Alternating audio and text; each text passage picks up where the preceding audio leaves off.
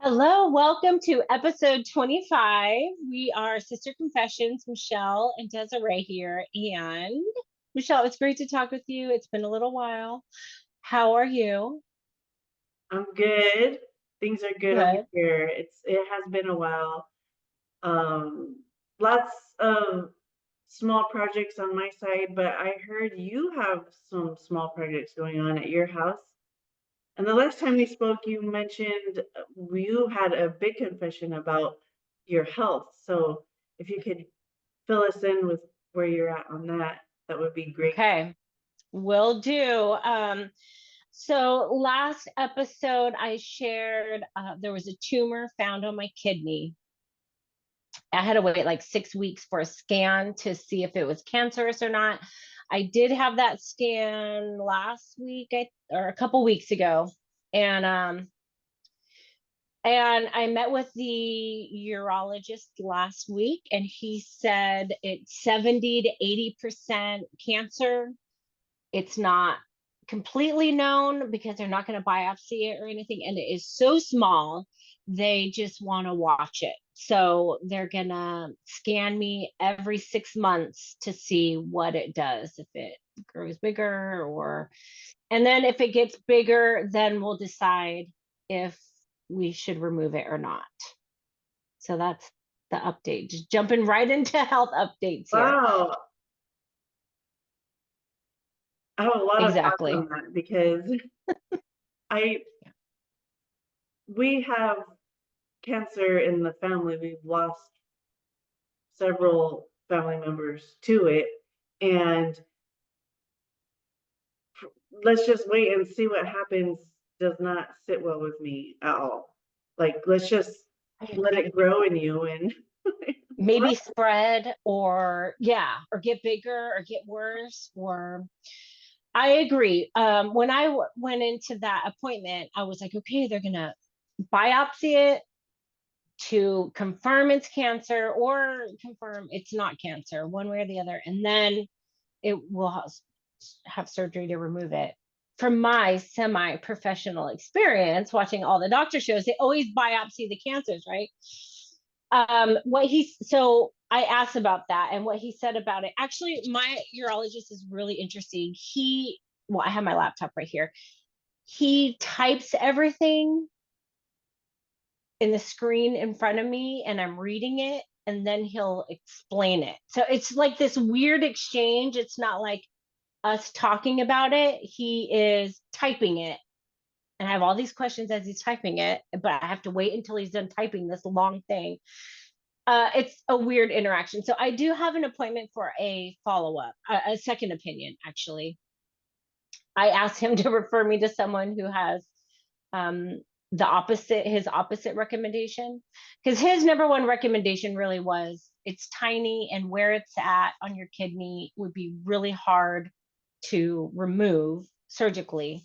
So let's just see what happens. And yeah, I went in there to an appointment thinking, okay, I'm going to find out if I have cancer or not. And that is not what happened. He just said 70 to 80% chance you do, um, with what came up on the scan. And um, it's tiny. So let's just wait and see. And I mean, it's probably best case scenario if you have a tumor in this position that it is so tiny and caught so early. I guess that's best case scenario. But I surely threw myself a pity party that night and was like, it feels really weird knowing that I probably have cancer and this ambiguous space of probably, but maybe not, but maybe.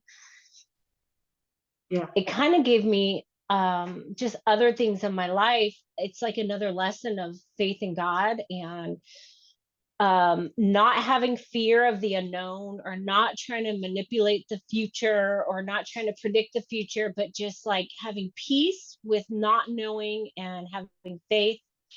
And then another thing is I've probably shared that I have gotten into really bad habits over these past couple of years, like just coping mechanism, just eating unhealthy and probably drinking too much and not exercising as much as I have. Like I was really, really healthy a few years ago, and then life happened, and I just kind of spiraled downward for a while. So it was also like, okay, I really need to make some changes and get healthy.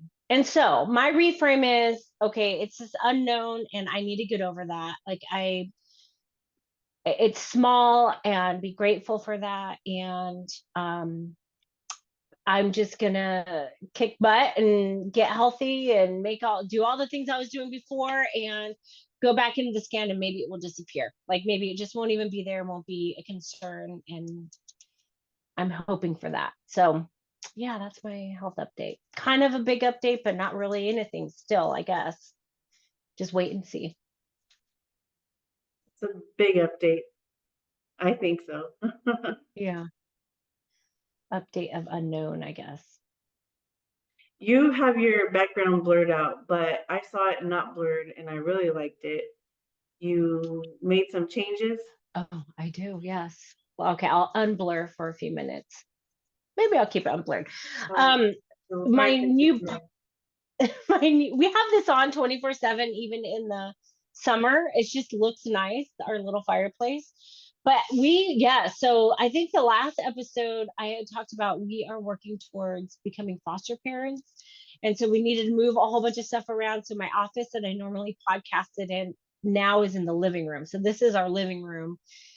I have just this secretary desk right in front of me that you can't see. And so the past few weeks have been super busy with moving my daughter into my office, and the foster care room is full of crap we need to sell, a big a file cabinet and a rug. It's just, so we're working on clearing that out now. So yeah, we've been busy.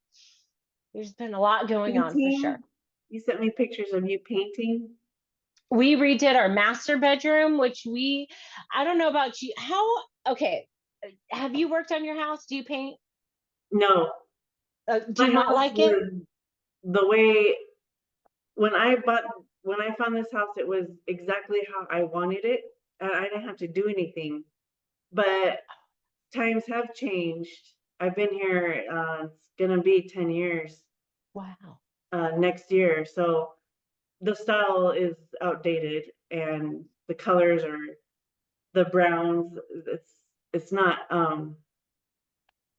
What are the colors now? Whites and grays and those things. So Yeah. it's earth tone colors, and a makeover would be great, but I don't paint.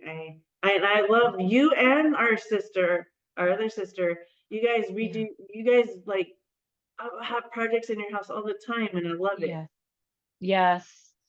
It feels daunting to you, like, Yeah, I think if my little ones weren't so little, it would be no. I take it back. No, I don't like okay. doing that stuff. I can't blame them. No, I don't. Yeah. Mm. I need a change. Well, and actually, we re we redid every square foot of this house when we moved here like 6 years ago now. Remodeled everything, repainted everything. It was my husband's grandmother's house from like the 1970s with like blue carpet, and this fireplace was all red. We painted it white, and the paneling behind us we painted is wood paneling that we painted over. So we had to, but we did not touch our bedroom. It was just white. We didn't do anything. So that was the painting that we did a few weeks ago. We said, before we start this foster care stuff, let's like really focus into our bedroom because we haven't done anything. So that was fun. I need a change. I rearrange my furniture. I try to, as like every like once a year or something. I like change like that. Do you not do that? Change your furniture? The furniture I have is like it could only go one way, or maybe Yeah. I'm just not creative and I can't envision anything else. So no, it is what it is. And it's fine for you though. You don't mind. I don't mind, no. I don't. Yeah. So what do you feel? Like it itch? What do you feel? Yeah, like stagnant. Like it's like, I don't know, there's just like fresh energy whenever you change the couches a different way or the bookshelves or the rugs or I don't know, like it's just a fresh change, I guess, that I enjoy. Also, when we moved here, our furniture is also the same way. So that has been a little like I can't really. I've tried. I've moved couches around and stuff, and it just doesn't work. So we moved it back, and yeah. Anyway, I like the change. I feel like I do need to like change in my home. It's good. It doesn't bug you. I remember growing up and our mom doing that every spring.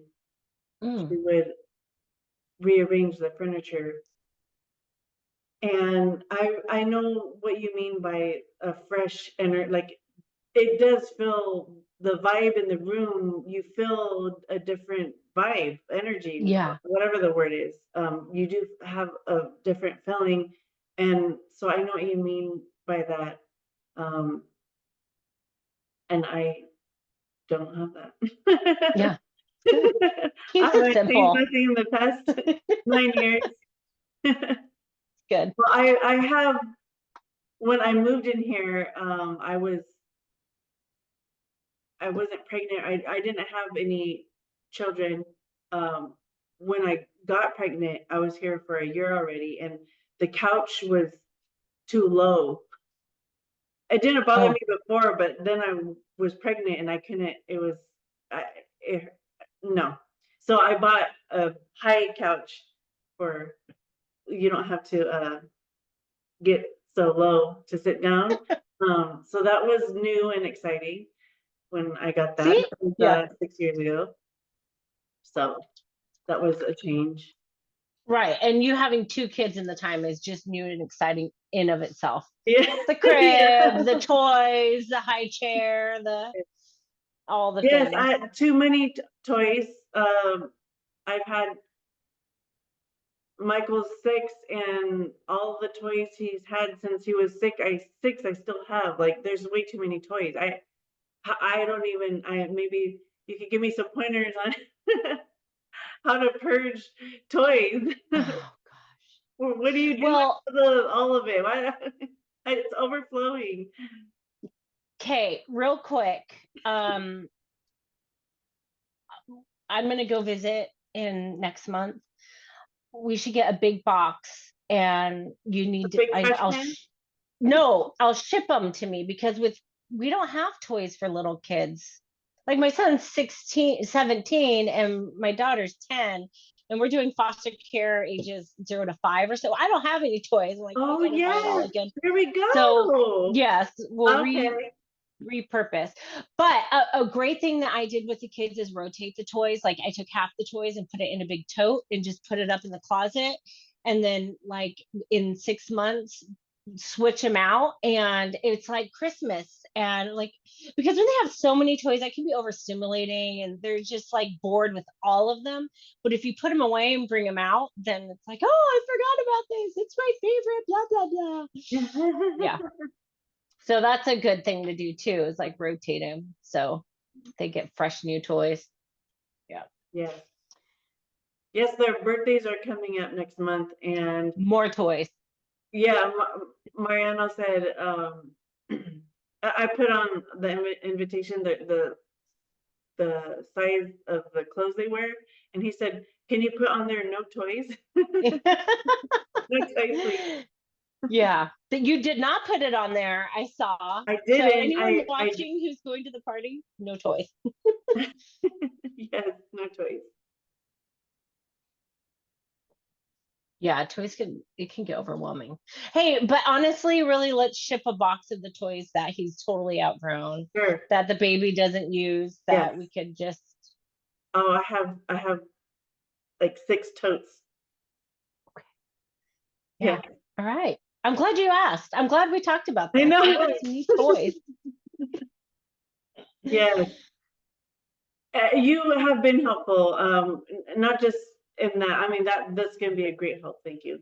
But I love that I can call you and discuss things with you. Earlier this week, I had a crummy day, and I was telling you about it, and we don't. Okay, so we do the podcast, and in our podcast, we catch up and stuff, and we do that on here, and it's great. But Yes. I was gonna say, sometimes during the week we're busy. We don't really catch up. We kind of do it on the podcast, but sometimes, like this week, it was just I don't even know why we.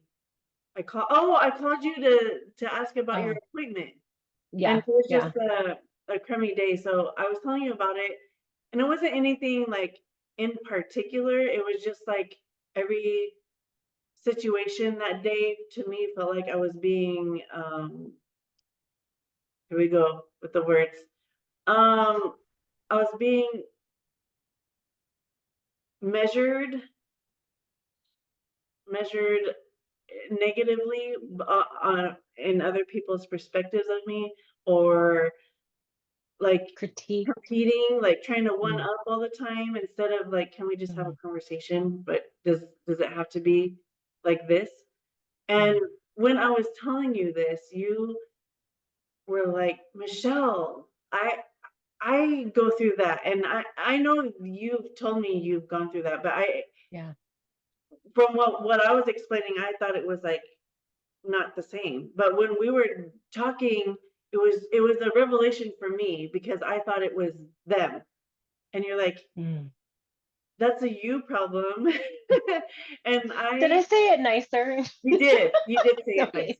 but I, it was mind blowing. It felt like, so when people that do go to therapy, when you just like, what, like, what's up and down anymore? Like Yeah. everything's just flipped around because I was mad. Mm, I wasn't, okay. I guess you could say I was mad. I was frustrated with the situations that happened that day, but it was a common pattern, a common thing. So it must be how I was perceiving everything. yeah. And it, Yeah. it just blew my mind. And I just wanted to talk more about it a little bit because I'm still processing that. Yeah. And I'm also aware now that if Mm, something were to come up, I need to take a step back and evaluate it instead of, oh, them. yeah. It blew my mind.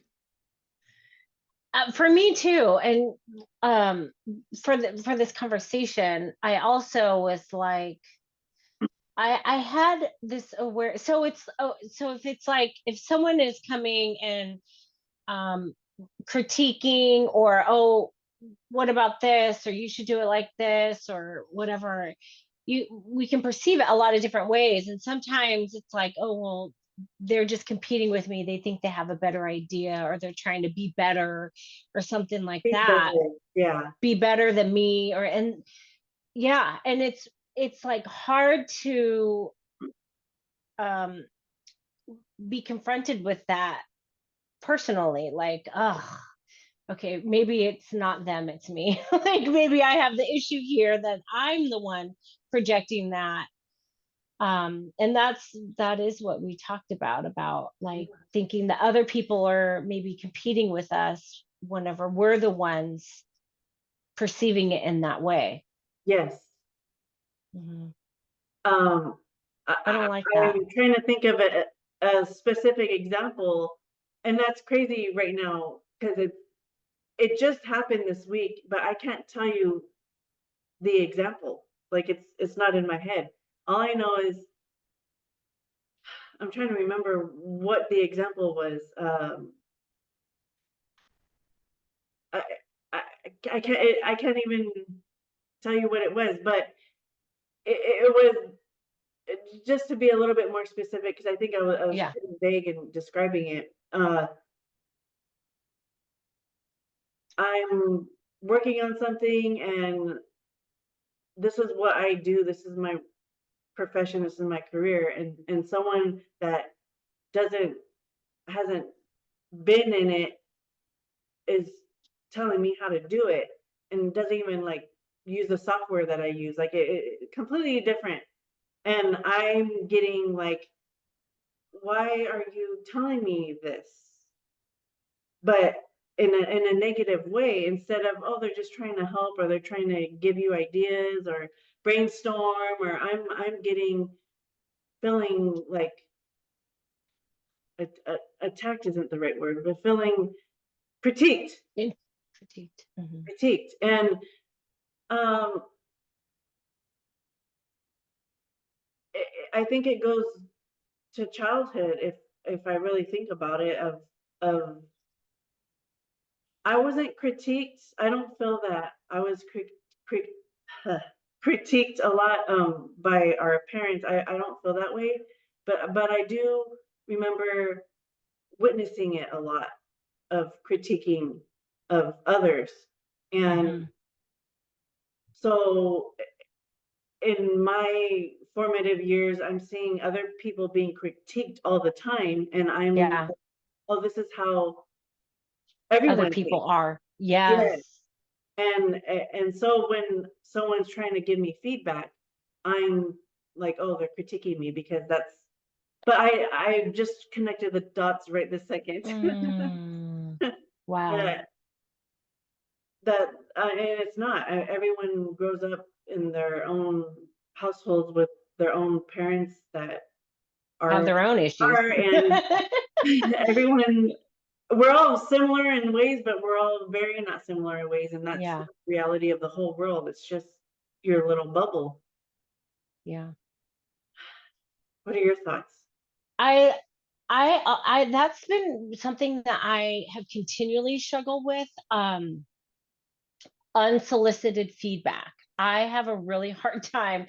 I'm pretty open, like, hey, I love brainstorming. I love coming up with a solution. I love a challenge and then like other people chiming in and coming up with a resolution when I'm ready for it. But like if I'm doing something and I'm feeling confident about it and doing it and someone else gives me input in which I didn't ask, I kind of feel like, what, do you not think I'm doing a good job? Do you think I'm incompetent? Actually, is what I internalize it as, is like, I've worked actually a lot with my therapist. I have an update on therapy too. We'll have to get back to that. But I was working a lot on that perspective of unsolicited feedback. Why do I get triggered, or why do I internalize it or take it personal if other people are giving me feedback or their thoughts or suggestions when I didn't ask for it? So that was also something that I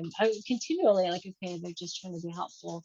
And I also don't give a lot of feedback unless if it is, unless if someone asks me specifically, because if that's my sensitivity. So I'm very conscious of it and don't do that to other people, and hope expect other people don't do it to me. And then when they do, it's like, okay, they're just telling me that because they think I'm incompetent, which is not necessarily the case. Maybe people are just, oh well, here's another idea, or doing it out, I don't know. Yeah. Or they could be doing it that way too. How do you know? And I guess Maybe. that doesn't Sure. matter. How I guess that doesn't matter. What matters is how we're receiving it, and Right. not just that. Um, it also has to be. I think people just need to be more conscious of how they speak, how they. And think Yes. Well, how they like how put we. it out and receive. Yes. Yes. Yes. Yes. But I don't think a lot of people. It's the majority of people. I don't think Subconscious. are aware of how they say things or how things they're not conscious of it, I think. I want Okay, to hear about you the are a little therapy. bit laggy. And Am I? yes, okay, you're a little bit laggy, and I'm hoping that's not coming across in the recording. So we'll keep going. Um, it's going in and out. It's not the whole time. We'll keep Okay. going. I'm actually going to share an experience, and this was my epiphany, and it had to do with you, actually. You and I have already processed this, but we were having a watch party last several months ago, and I edit the videos every week, and I do the intro, and I was editing it, and so in our watch party, we had a break, and so I had to stop it and start it like we do, and you had, I think we were like 10 or 12 episodes in, and you had said, oh well, make sure that you know stop it exactly right here, or you had said make sure you cut out that part, and I took it as exactly, first of all, I didn't ask you. Second of all, I'm competent in what I do. Third of all, she's telling me because she doesn't think I'm competent. Like, and like my mind was going down that, and I said, "Oh my goodness, Desiree, that was my epiphany of like Michelle loves me. She's not trying to be rude or mean or trying to tell me what to do or trying to like."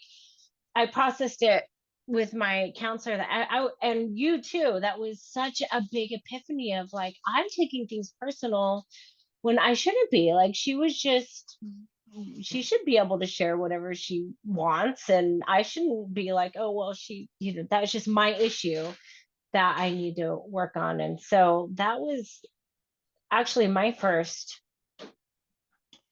realization that I had an issue with that, because I didn't realize it was an issue. And when people give me feedback all along, I mean, I've worked in working for 20 years and worked with a lot of different people and a lot of different personalities, and it would bug me like, oh, they're telling me something again, or it wasn't that big of a deal. It hasn't been a big like trigger or a big issue in my life, but it was an annoyance. And to be able to realize that I have control of it now, like I can change that, it is my issue, and it's not, I don't have to take it personal. You weren't saying, Desiree, you don't know what you're doing. You were just saying, oh yeah. Make sure that it's in this area. This is like I think Yeah. I've never been involved in editing. I think I edited 2 videos in my life for slight like the pictures with the music. That's Uh-huh. as far as I've gone. So it was kind of exciting for me to do the watch parties with you, and you're editing it, but I'm seeing how it's happening. So it was more Yeah. of like, oh, I'm being involved in it, and Yeah. um and not even thinking of how I was delivering the message. I could have said it nicer. I could have. Yeah. I was just blah, blah, blah, blah, make sure this and this is and not even Yeah. not even thinking of how I was saying it. Um, so Yeah. yeah, I guess I have the same trigger issue. And I didn't know it. I always thought it was everyone else. Mm, I, I did not know this was a me thing, and a lot of it is a me thing mm, of anything. How we see our mhm. lives is are through our own filters and perceptions, and I keep hearing right now as we're speaking the Yeah. "Man in the Mirror" song. Like you just change yourself. Look at Uh, yourself and make the change. Gonna make a change. Yeah. Yeah. Yeah. Yeah. That is good. And I'm thank you for bringing this up. I think it feels like a little embarrassing, I guess, like to share our issues so vulnerably and honestly. I mean, that's why we started the podcast. Where was I going with that? It is a little like vulnerable, but I think the point is if we're having issues in different areas in our life, to dig deeper into it and be more mindful, and there's a way to get past it. So I'll transition a little bit into therapy. So I got a new counselor a month ago or whatever, and I started EMDR. Yay! That's so helpful. I had my first session last week, my first EMDR session. We had met a couple of times before I started EMDR. I've been you have talked about it so much. So I was like, well, I am a semi-professional. My sister talks about it all the time. No, I was really curious to see how it was going to go. I had never experienced it firsthand, so I didn't know what that was going to feel like. And it was profound. I'm really hopeful with moving forward and healing more with EMDR. I'm excited. So I did call you right away after the session. I'm like, oh my gosh, you would not believe the session and what we talked about and my experience with it. And yeah, I'm looking forward to it. So thank you for sharing that and explaining about it. We had your EMDR therapist, Michelle, on episode 15.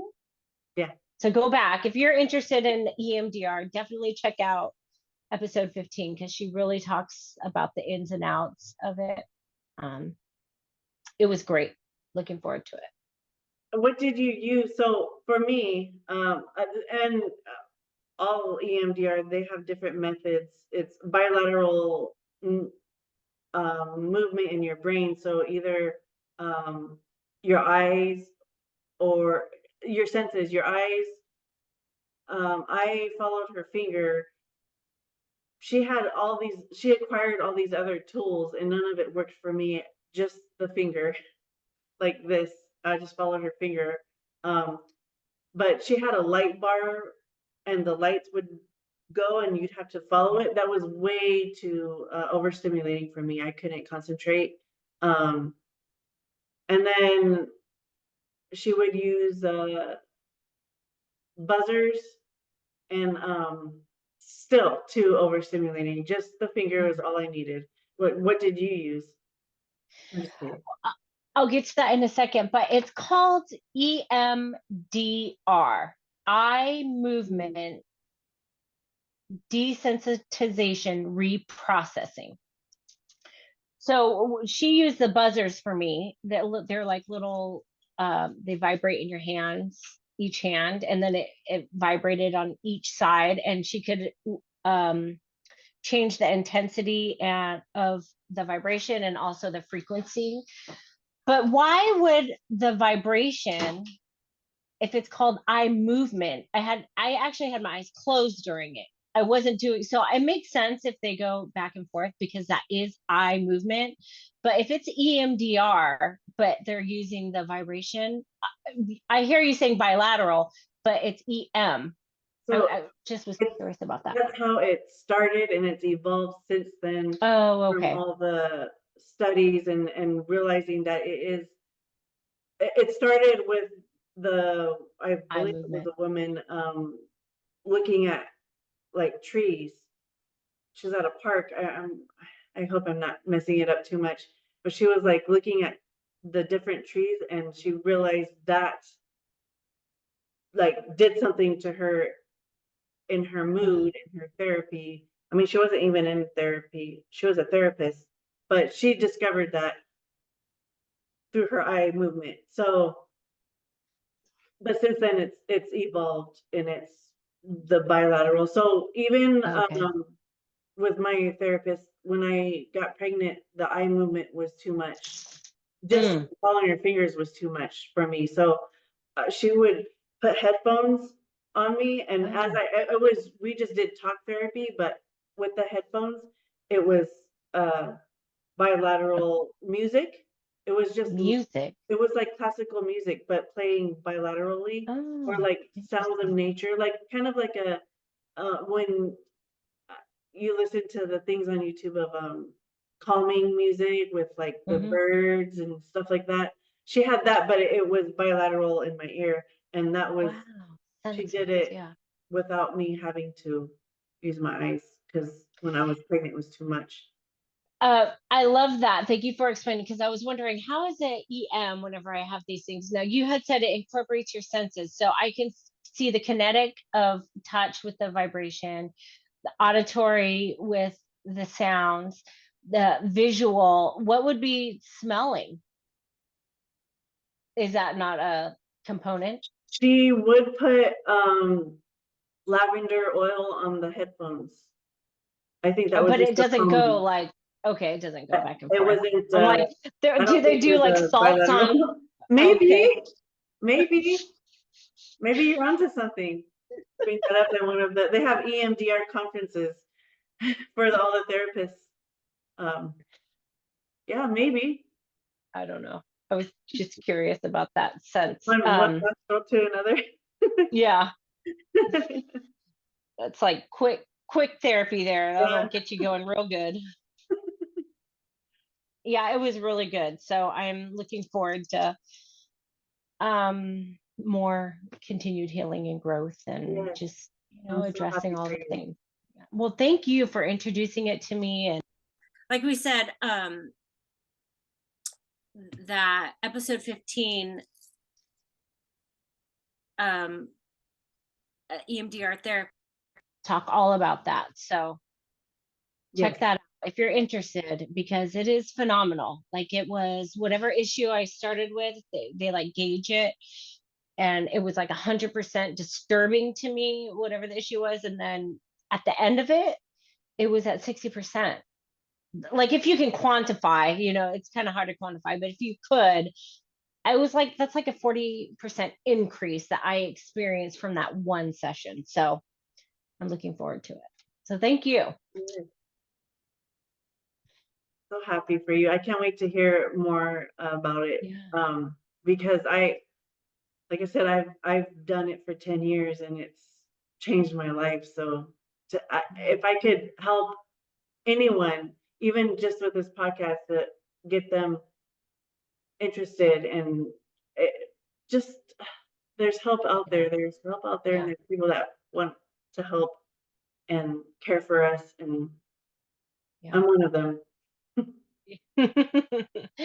Yes, and EMDR is just one modality. There's a Yeah, lot of different, and so if you try like cognitive behavioral therapy and that's not working, you can try, there's just other things out there for even just fine tuning. It doesn't have to be like big traumatic things, but I think a lot of us, probably, well, not probably, but definitely more so after the pandemic, there's just a lot of mental health issues that haven't been tended to, or that arose from that pandemic, that people hadn't dealt with before, and now they don't know how to deal with it. And so even that kind of stuff is like, it's important to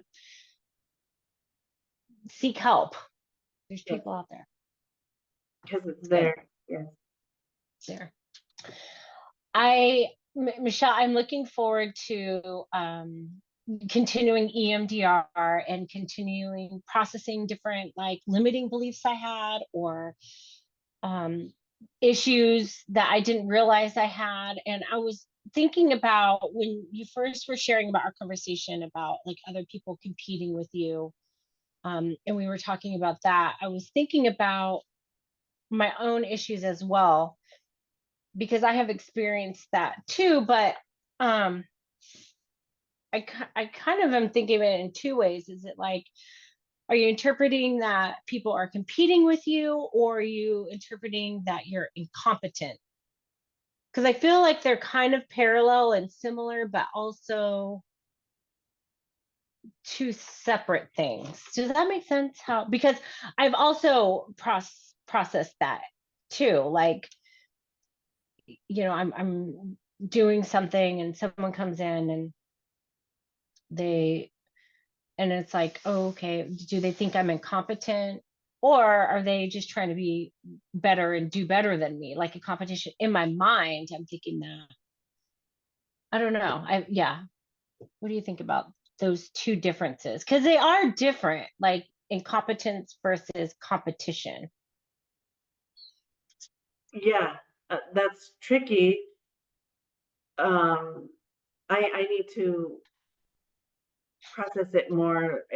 This just happened this week of my revelation, so connecting the dots and getting deeper, I need to do that, and then tell you. So I've mentioned it before, one of the things I struggle with is, um, Imposter syndrome. I was imposter going to bring syndrome, that thank up. you. Yeah. Imposter syndrome. So, it may be a defense mechanism for me of saying, "Oh, they're competing with me," Mm. uh, but if I get down to the nitty-gritty, dirt, um, it's probably the incompetence more than competition, but as my own shield, I'm like, they're competing, but if I think about it more, or am I just like, oh, they don't think I'm competent because I'm not, because the imposter syndrome thing, and